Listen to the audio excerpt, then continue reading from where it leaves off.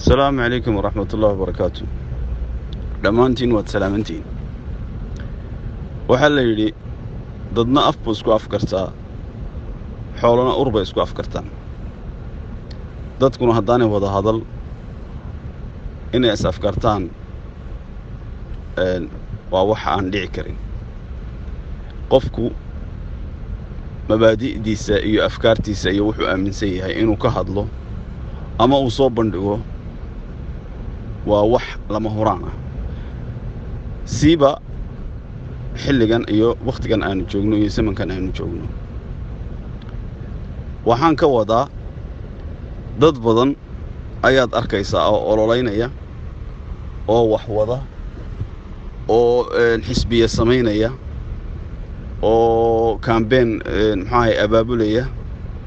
oo jaga ay ka qaataan ka helaan dawladda helay doonaya raadinaya ama u ololeynaya ama xisbi ay hogaamiyaan u ololeynaya ama meel ay madax ka noqdaan u ololeynaya ama dad ay hogaamiyaan u ololeynaya inay dadka hogaamiyaan ma xuma laakiin dadkan la hogaaminayo ee in wax loo noqdo la doonayo dad u ololeynaya inaad aragtaa waa dhif ma ahee arkiyomis ma arkaysid dad maatada u ololeynaya arki maysid dad tacliinta u ololeynaya arki maysid dad caafimaadka u ololeynaya arki maysid dad waxtar maatada waxtarkeeda u ololeynaya nin walba wuxuu ololeynayaa nin dantiisa doonaya inuu gaadho way fiican tahay qofka haddii uu doonayo inuu dantiisa gaadho ama uu quutal yoomigiisa helo ama uu shaqo helo in la caawiyo oo magaranaysa la isgarab taago oo la muujiyo macnaha taageero la muujiyo iyo wuxuu wax ku heli lahaa waxaana dee reerkiisa iyo carruurtiisa wuxuu ku korsado iyo meel uu ka ciisho un bay noqonaysaa aakhirkii laakiin waxaa inaga maqan oo aan anigu doonayaa inaan meeshan yacni aan hoos u eegno dadkan la rabo in magacooda wax lagu helo ee la doonayo in lagu tago lagu wax doonto magacooda lagu doonto wax ee codka laga doonaya marnaba lays odhan maayo maxaa loo qabanaya horta cod ha laga hele taageeraha laga hele kaalmaha laga hele iyagu maxay u baahan yihiin maxaa loo qabanayaa maxaa ku waajiba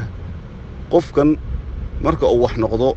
ka soo jeesanaya magaalo madaxda meel kasta ha ahaatee dadkan muxuu u qabanaya ma waxay noqonaysaa meesha aad ka soo jeedid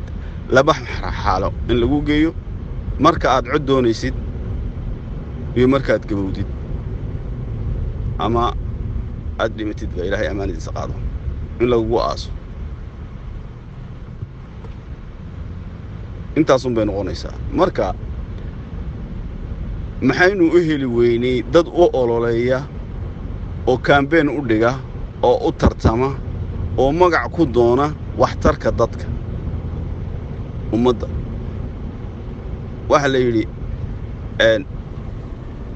wadaninimadu maxay tahay wadaninimadu Soomaalidu ma fahamsan waxay tahay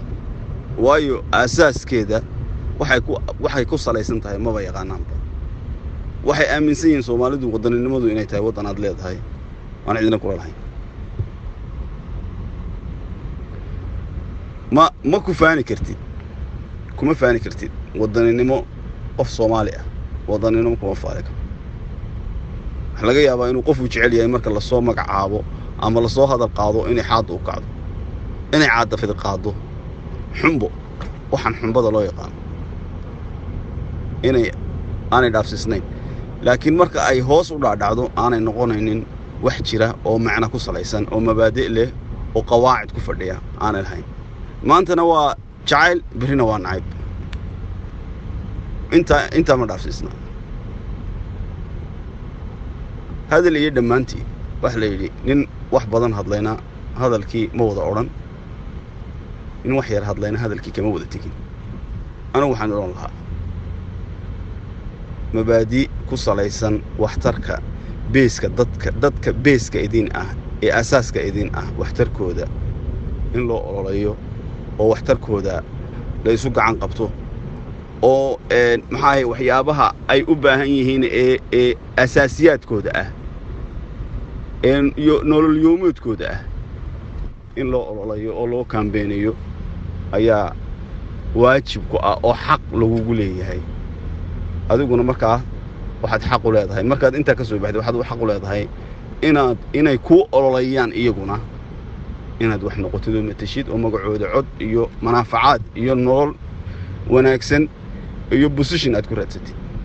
iyagoo dayacan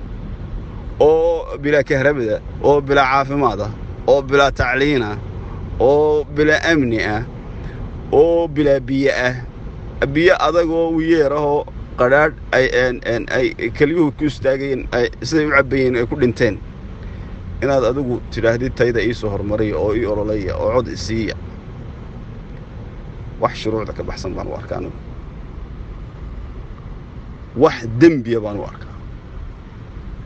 oo isim ah inaad dadka awrkaaga ku kacsatid maalintaad u baahatid maalinta awrkaaga kuu kacona aad halka kaga dhaqaysid iyagoo haraadan oo ooman oo gaajaysan oo baahan